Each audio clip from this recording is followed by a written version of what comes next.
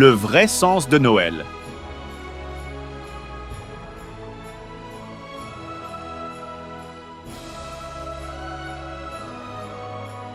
Jésus a changé le cours de l'histoire.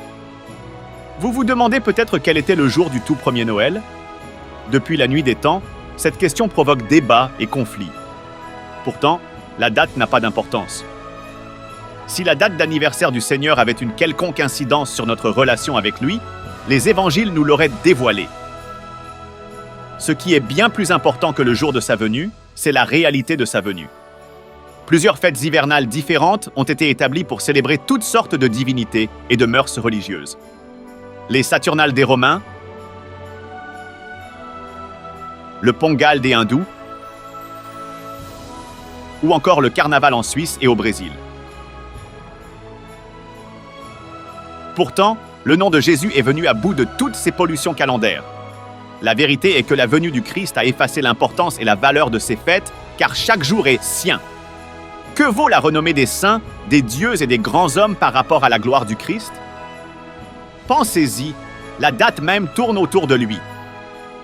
La naissance de Christ, le Noël que nous fêtons de nos jours, est bel et bien l'événement qui a changé le cours de l'histoire. Pourquoi? Car le plus grand mystère au monde, l'incarnation, est révélé. Et tous le reconnaissent, le mystère de la piété est grand. Dieu est apparu comme un homme, sa justice a été révélée par l'Esprit, il a été vu des anges, proclamé parmi les nations, on a cru en lui dans le monde, il a été élevé dans la gloire. Première épître de Paul à Timothée, chapitre 3, verset 16. N'oubliez pas, ce qui est bien plus important que le jour de sa venue, c'est la réalité de sa venue. Noël. Qui es-tu? Pour beaucoup, les généalogies présentes dans la Bible sont synonymes d'ennui et de mini-souffrance quand nous les lisons. Cependant, derrière elles se cachent les plus belles révélations. Les généalogies de Jésus en sont l'exemple parfait. Seuls les évangiles selon Matthieu et Luc nous en donnent une description, bien qu'elles soient totalement différentes l'une de l'autre. Luc, le médecin, rapporte l'arbre généalogique de Jésus jusqu'à Adam. Quant à Matthieu, le collecteur d'impôts, Abraham est à l'origine de cet arbre. Je voudrais que vous compreniez que lorsque vous naissez de nouveau, Jean 3,3, vous passez de la généalogie de Luc 3,23 à 38 à Matthieu 1,1 à 17. Et oui, Abraham, nous le savons, est le père de la foi. Adam, lui, le père du péché. Ainsi, lorsque nous passons du royaume des ténèbres au royaume de lumière, notre propre généalogie en est modifiée. La vie d'Emmanuel coule dans notre sang. Nous passons donc de la corruption de la chute provenant d'Adam à la justification par la foi, tout comme Abraham. Romains 4,3. Naître de nouveau veut ainsi dire naître dans la lignée de Jésus le Messie. Waouh! De plus, le verset 17 de Matthieu 1 nous dit qu'il y a 14 générations entre la déportation de Babylone jusqu'à Christ. Cependant, si les calculs sont faits, il n'y en a que 13. Pourquoi? Car nous sommes la 14e génération, celle qui est née de nouveau par Christ. Noël n'est donc pas seulement une fête, une crèche ou un symbole. Noël est un héritage. Noël veut dire « À qui est-ce que j'appartiens ?» Le Fils de Dieu est devenu Fils de l'homme afin que les fils de l'homme puissent devenir fils de Dieu.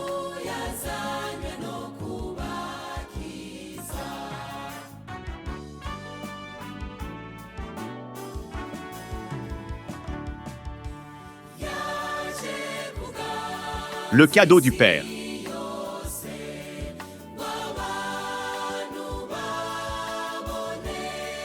Noël rime très souvent avec cadeau.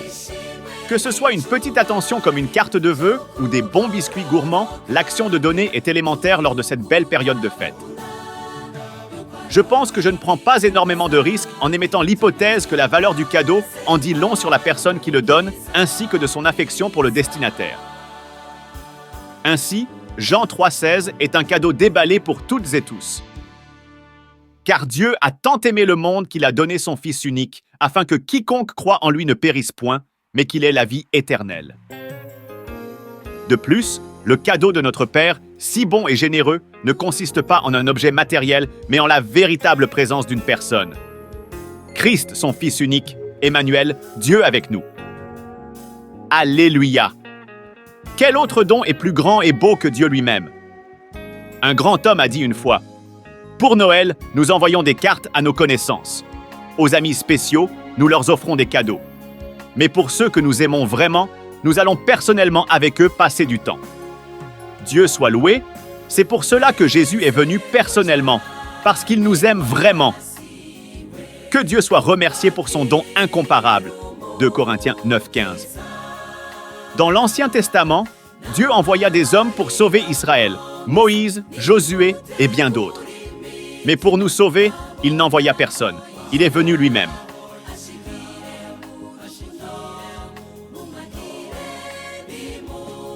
La lumière du monde. L'effort de beaucoup pour rendre leur maison, leur crèche de Noël ou leur sapin embelli par des guirlandes et autres sortes d'ornements est, pour le moins que l'on puisse dire, remarquable. La lumière crée une atmosphère chaleureuse, elle enrichit la beauté déjà présente. Quoi de mieux que de l'employer au maximum pour rendre la période de fête agréable? La venue du Sauveur a été annoncée par la lumière, à la fois par la glorieuse réalité spirituelle qui brillait depuis le ciel que par des manifestations naturelles. Matthieu chapitre 2, versets 1 à 2, nous dit que les mages ont vu la lumière de son étoile en Orient.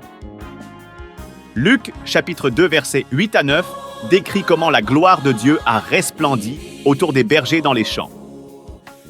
Et si ce rayonnement lumineux qui venait du ciel était l'épicentre de la nativité, son éclat a été décrit bien avant que Jésus ne respire son premier air sur terre. Ésaïe chapitre 9, verset 2. La venue de Christ dans la crèche avait pour but d'apporter la lumière à un monde aveugle et perdu, enfermé dans les ténèbres du péché. Le peuple, assis dans les ténèbres, a vu une grande lumière. Matthieu chapitre 4, verset 16, Ésaïe chapitre 9, verset 2. Alléluia! Nous n'avons pas besoin de perdre du temps à rechercher la vérité de la lumière, celle qui éclaircit notre condition de cœur et qui nous donne la vie. Seul Jésus-Christ est cette lumière. Bien que nous décorions souvent nos maisons et nos arbres de Noël avec de belles lumières qui représentent Dieu qui est lumière, première épître de Jean chapitre 1 verset 5, aucune n'est aussi formidable et époustouflante que Jésus, la lumière du monde.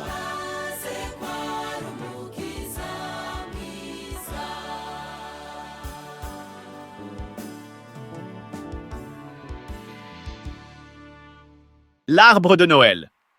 Un bon Noël va main dans la main avec de belles décorations et surtout un beau sapin.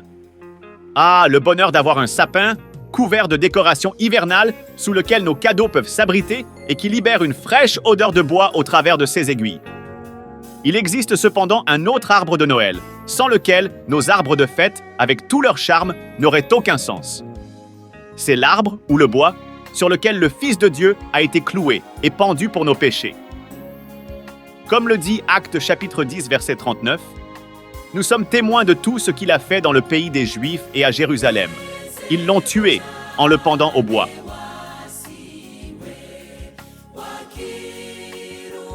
C'est pour cela que l'enfant Jésus est né. Sa vie entière fut un voyage le dirigeant vers cette croix rugueuse, lourde et abrasive.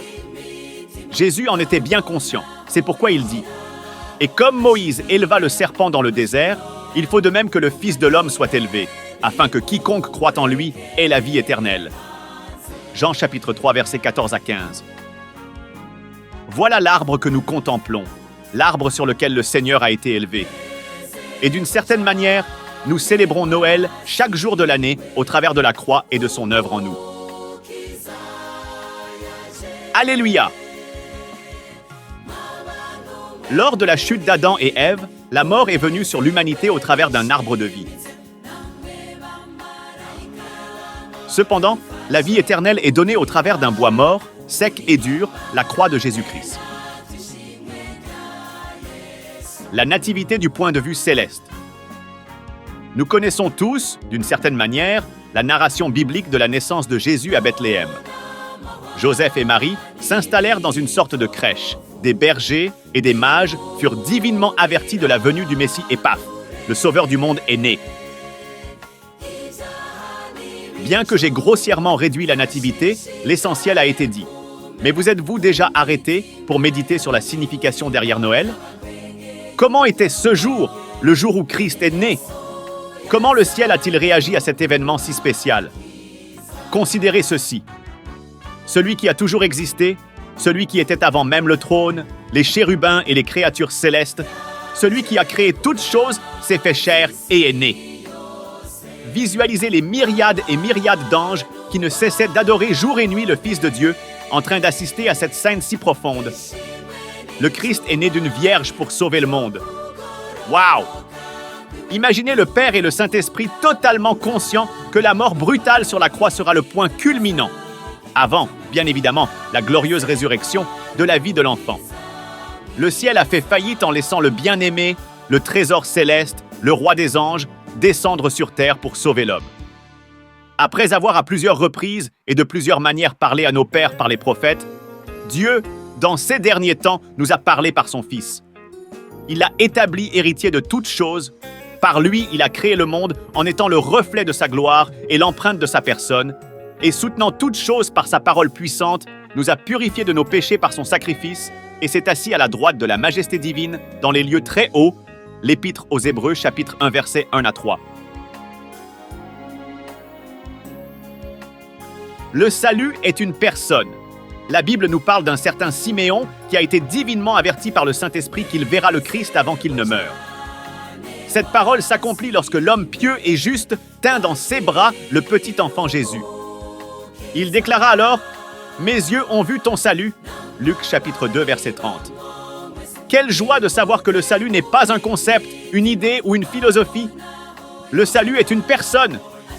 Dieu ne nous a pas donné le salut, il nous a envoyé son Fils, en qui est le salut. La différence est majeure et cruciale. Le salut a des yeux, un cœur, des sentiments, des choses qu'il aime et d'autres qu'il déteste. Le salut est né d'une jeune vierge juive.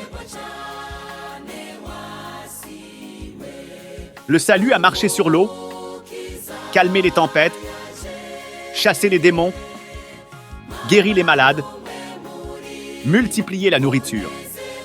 Le salut a admiré la foi d'un centenier romain, Luc chapitre 7, verset 9. Le salut a pleuré la mort de son ami Lazare, Jean chapitre 11, verset 35, et l'a ressuscité par la suite. Finalement, le salut est mort sur la croix pour nos péchés et nos maladies. Mais le salut est vivant. Jésus est ressuscité et assis à la droite du Père. Alléluia! Oh, qu'il est glorieux de parler de la naissance de Christ, notre Créateur en qui seul est la vie éternelle. Jésus-Christ de Nazareth, l'homme de Galilée, l'enfant né à Bethléem, est le sauveur du monde. Il est mon sauveur personnel et intime, et le vôtre aussi.